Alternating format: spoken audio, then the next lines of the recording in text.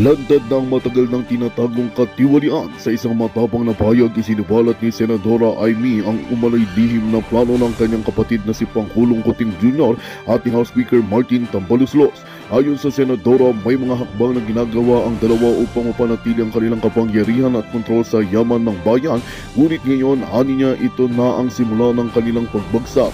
Ibinunyag ni Sen Jaime na hindi na siya makapagpikit sa harap ng mga nangyayaring katiwalian sa loob mismo ng gobyerno. Tinitukoy niya ilang proyekto at transaksyong may irregularidad at sinasabing panahon na upang managot ang sinumang gumagamit ng kapangyarihan para sa pansariling interes. Hindi rin pinalampas ng senadora ang umano'y pagsasabuatan para patahimikin ang mga kritiko, kabilang na raw siya. Samantala, nananatiling tikom ang bibig ng Malacanang at ng kampo ni Speaker Tambaluslos ukol sa isyu. Ngunit sa gitna ng pagputok ng revelasyon, lumalakas ang panawagan mula sa taong bayan at ilang mambabatas para sa agarang imbestigasyon at posibleng pagsasampa ng kaso. Patuloy naming tututukan ang krisis na ito na posibleng tuluyang yumanig sa pundasyon ng kasalukuyang pamahalaan. At yan nga ang balitang ating pakakatutukan. Ngunit bago ang lahat, siguraduhin mag-subscribe at ihit ang notification bell para sa patuloy ng pagtutok sa mga silap ng bagong balita dito lamang sa Tunay na Boses ng Masa.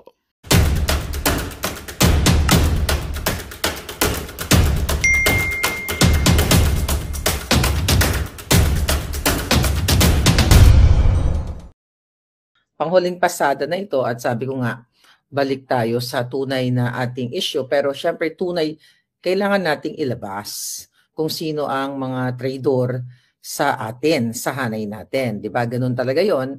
Sa una, hindi naintindihan ng ating mga palangga. Pero ngayon, naintindihan nyo na kung sino talaga ang nagmamahal sa sinasabi nilang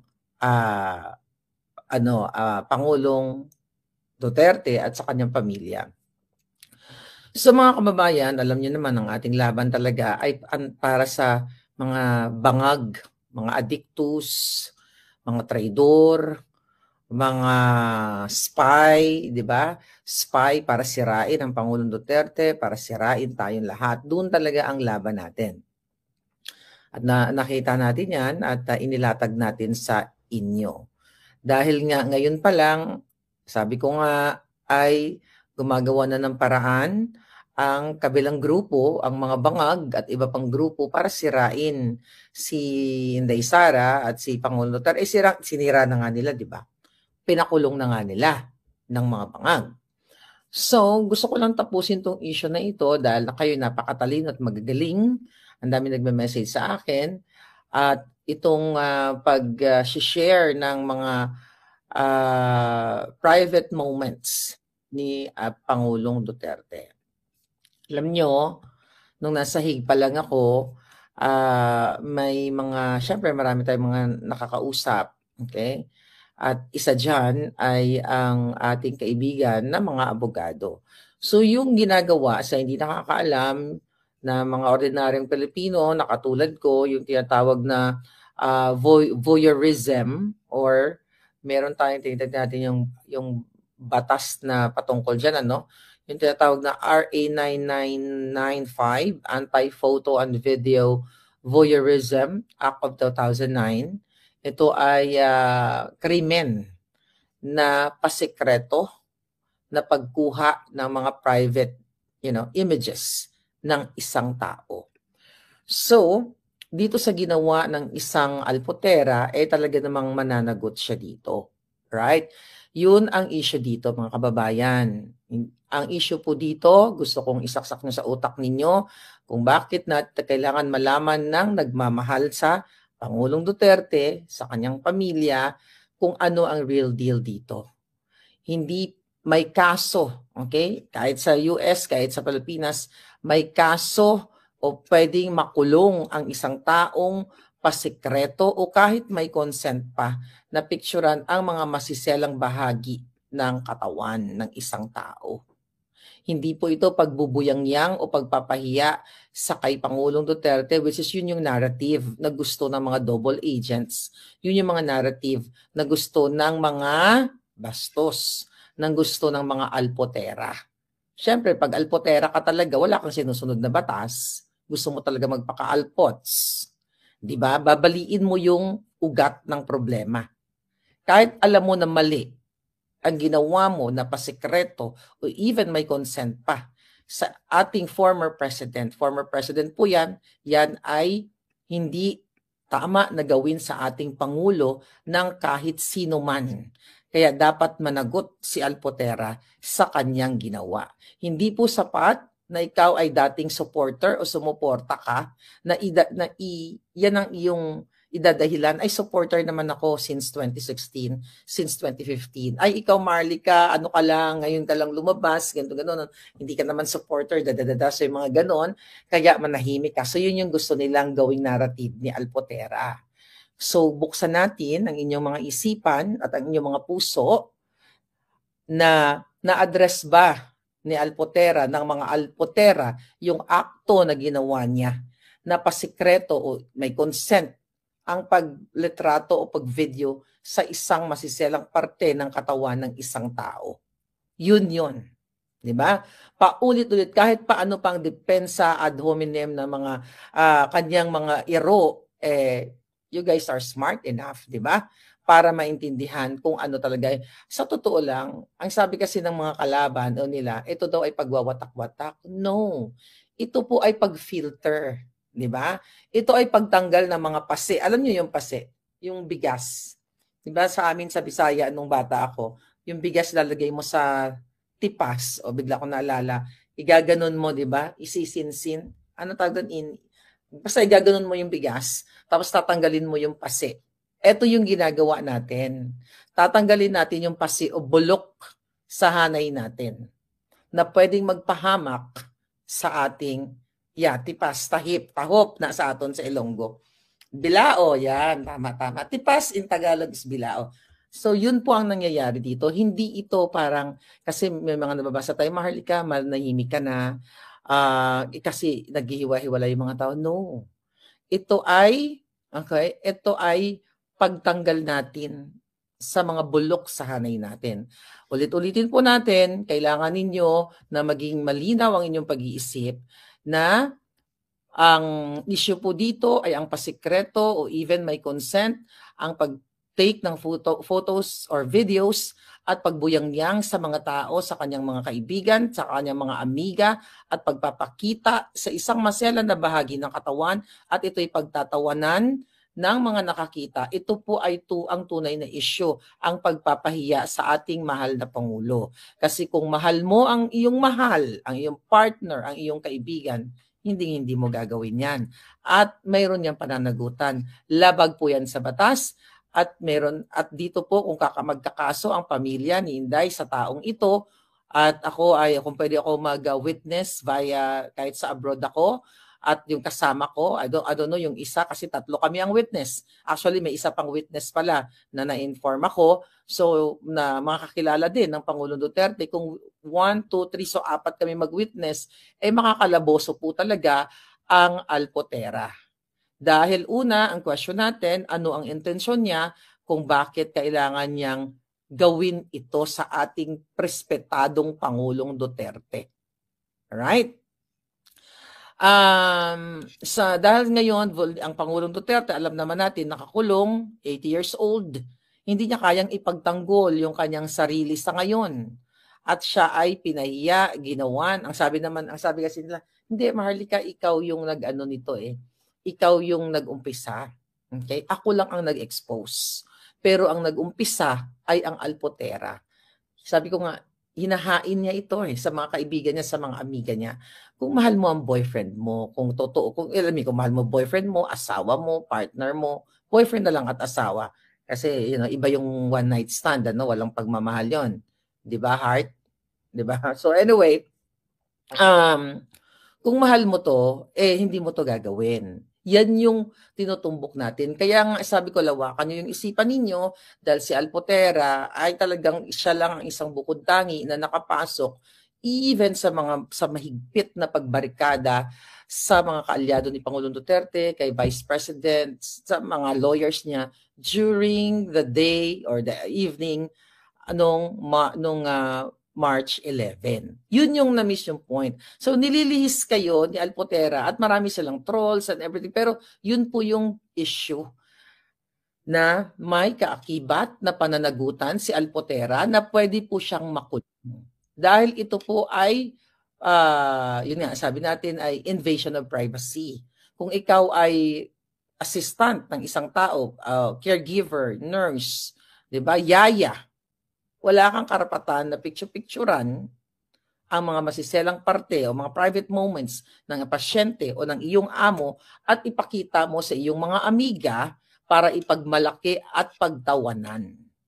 Right? So pwede talaga, sabi ko nga sa'yo sa dahig pa lang, may nakausap na ako talaga na pwedeng kasuhan itong mga taong katulad nito ni Alpotera na pagbuyang-yang o paglako sa mga masiselan na mga litrato ng isang tao o ng ating Pangulo. Yan ang pakatandaan ninyo, mga kababayan. So kailangan lang naman ng statement ng witness yan. And I talked to my friend kahapon, sabi ko, girl, pag ikaw ba kinuha ng witness ng pamilya, mag-witness ka? Ay sabi niya, oo naman. So, yun yung gusto kayong anuhin gusto kayong linlangin. Right? Ako, kilala ninyo ko, 'di ba, since 2015, kung ano pinaglalaban natin dito. Ngayon, mga palangga, ang dami kasi lumalabas na itong si Alpotera at ang kanyang mga well, di naman niya pamilya, no? Yung may mga nilalabas diyan ng ating mga palangga na connected, okay, dito sa Bangag administration. Kung natatandaan niyo yung sinabi ko sa inyo na itong si Alpotera ay hawak ng isang negosyante.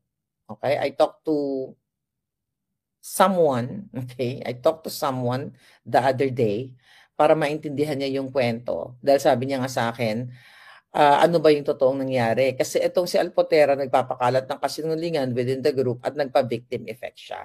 So kinuwento ko yung totoo. Sabi ko, yung nagfe-finance sa kanya, according dun sa nakuha nating report, ay isang malaking negosyante na natulungan din ni Pangulong Duterte.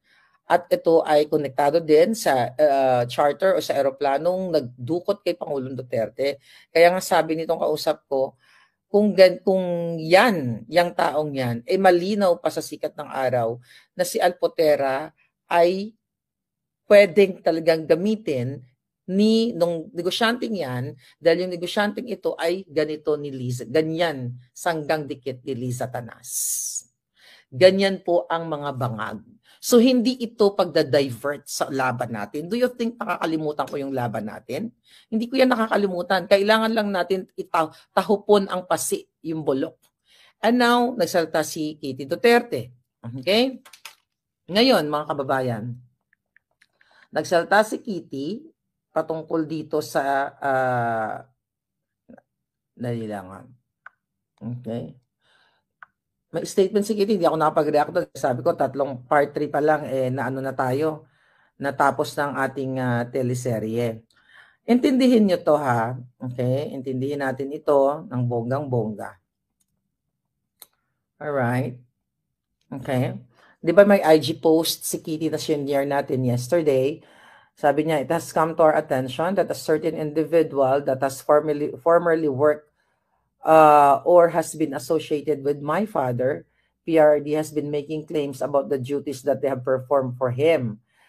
Some of the details even include trying to act as his partner in order to gain access and visit him to get information to be used for some unkind purpose. So alam niyo na siguro ito, dahil sabi ko first time ko pa lang sa Hague, itong sinasabi ni naniniwala ako na yung binabanggit ni Kitty na personalidad, it's the same with the Alpotera. Okay? Hindi naman siguro kayo tanga, di ba? Tapos sabi ni Kitty, do your friends know about the inappropriate message you sent? PRRD. So may sinend pa siya ng inappropriate message. Pwede ba itong hubad niyang katawan? Kasi inappropriate message. Pwede pictures with hubad na katawan, or, you'll never know kung anong sinend niya. Kasi once an Alpotera is always an Alpotera, di ba? Nakatulad niya. Kasi kung kaya niyang, kung kaya niyang magpakababa sa kabila ng kanyang claim na siya ay may asawa at isisiksik niya ang sarili niya at ipubuyang i-announce sa mga tao sa daig na siya daw ay apple of the eye, okay? Ni PRRD, mga ganyan mga drama niya doon eh. Talaga namang ito ay notorious talaga tong babaeng ito. Sabi ni Kitty, I'm not, wait a minute. Okay. Do your friends know about the inappropriate messages you send? Well, your family does. Okay? Siguro naichika na sa pamilya niya. To the certain individual, I am telling you that if my mother has been tolerating your behavior, I will not. Sabi niya, we have totally different temperaments, and should you show that audacity you have, you come up to me. Actually, yun nga, nagtatago nga siya dun sa Hague. Diba? Dahil takot siyang maboljak. Diba, tumakbo nga yan. Parang meron video na parang si Miss Sandela trying to approach her or something. Tumakbo yata ang talawan. Sabi ni Kitty, I am not blind to my father's ways. In fact, none of us in the family have tried to raise any facades acting like we are pure. I am old enough to comprehend his sentiments toward romantic partnerships. And because I know him, I know who is fooling who. Yes, kaya nga, to the supporters and bloggers, it is not your fault. And I understand that fake news does get around deftly. It is up to you to believe me or not. But more than anyone, I know PRD best. I am his daughter, his blood. I have the most right to make such claims about what he wants or says. My siblings and the people close to PRD have been notified about this individual already. Alam na yun. Okay? Alam na ng pamilyang Duterte itong ginagawa ni Alpotera. Kaya yung mga nagtatanggol sa kanya, good luck sa inyo. They know the truth. They stand with it. Sabi niya, I was in The Hague for 3 weeks, yet this person was nowhere to be found, hidden from the cameras and hidden from sight. What happened to your guts the moment I left? And it was only my mother there. You grew the balls again. Why don't you come back to the Philippines so we can exchange words? You and I, without your backer, of course. Sino yung mga backer niya? Di yung kanyang mga alipores, yung kanyang mga iro. Siguro itong sinulat ni Kitty, akala ni Kitty, yung si Alpot ay nasa Hague na. Wala na dun nung time na yon. Sabi niya, we urge everyone to discerning, critical, and skeptical. Take time to validate the claims that you receive from these persons. Do not fall for fake news or claims. Dagang salamat. Okay.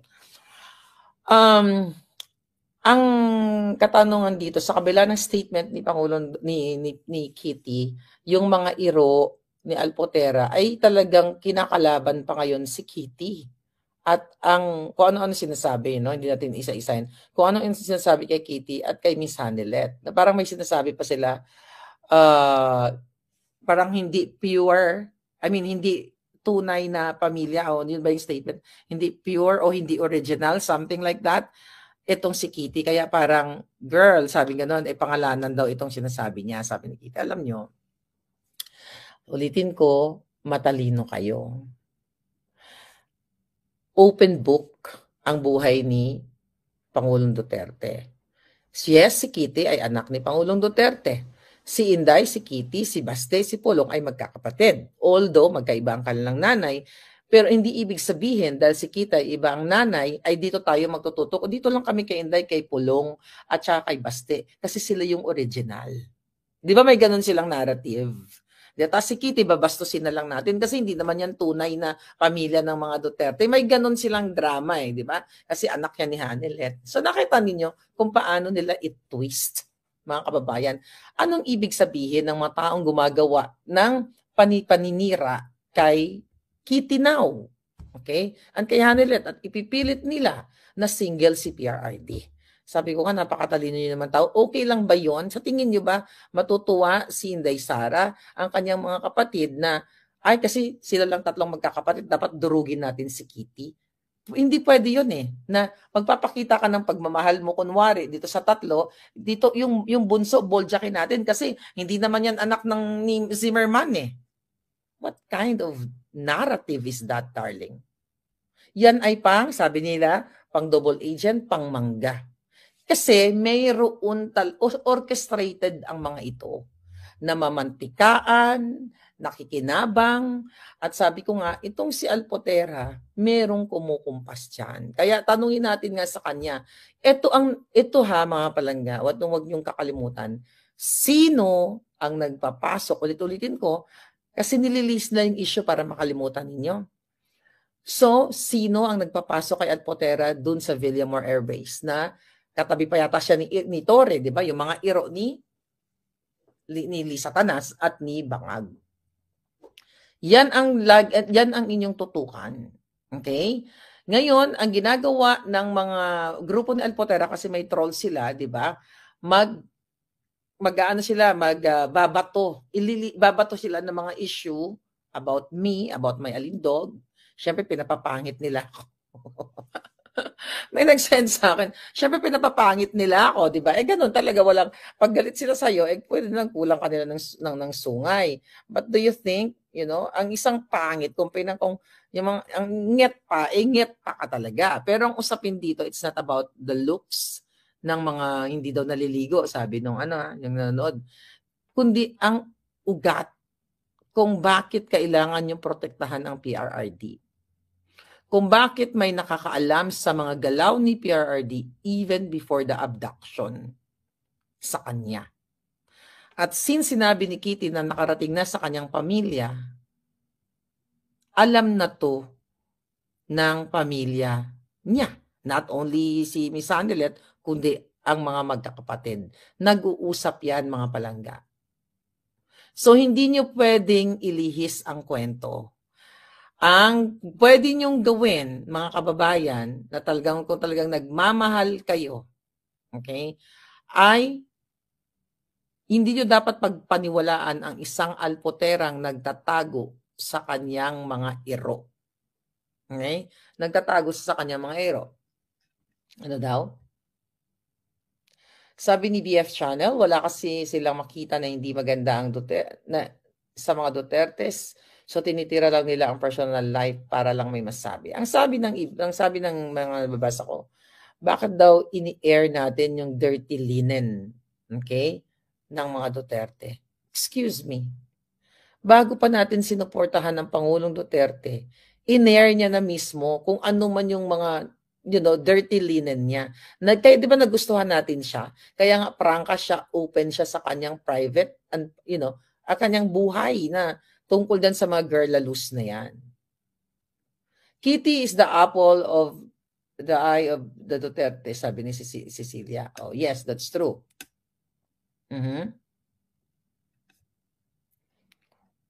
Ano daw? Unsay nagtago, ma'am?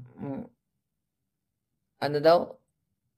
Unsay nagtago? Anong unsay nagtago?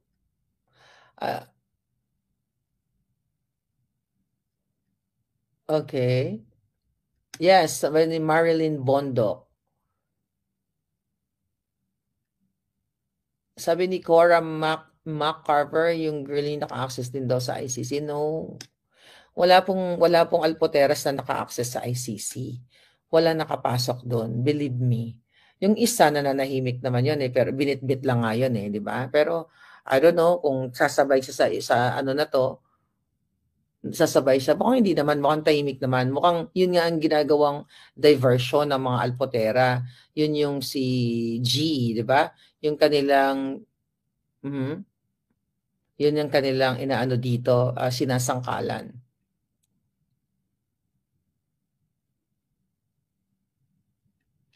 Okay. Takbo agad ang Alpotera, nagtatago lang, sabi ni Tanes. Okay, now, what else? Okay? Sabi ko nga, malinaw na sa inyo. Ano pa ba gusto natin? Magpapanggap pa rin yan. Ganun po kasi kakapal ang mga alpots, mga alpoteras. 'Di ba? Actually, ang Alpotera, ano yan sino ba yung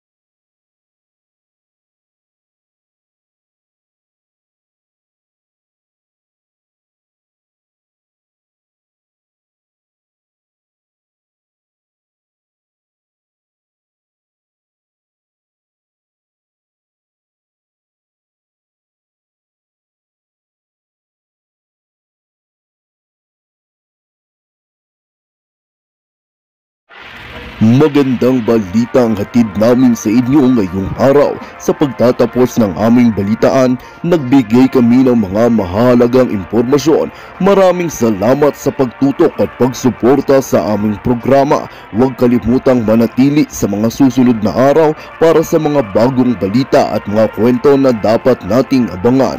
Mula sa Boses ng Masa, magandang araw Pilipinas!